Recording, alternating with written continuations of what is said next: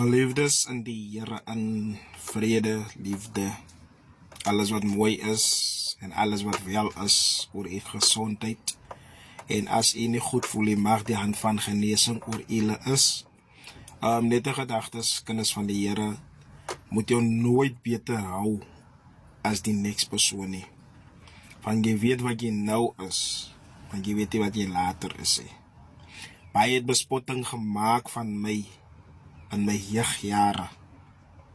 Maar God, wat die weg geken het, wat voor lê, wat weet wat vir my wag na vore, het 'n hartsverandering, het 'n verandering gedoen.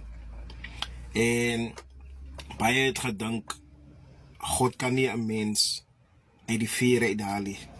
Maar ek sê vir jy, uithaal is uit die vuur uit die modder uit. En hy plaas jou in die lewe in. En hy is besig om hierdie klei te breek en te bou en te maak soos hy dit goed vind. Daarom sê ek, moet jou nooit beter hou as die next persoon nie.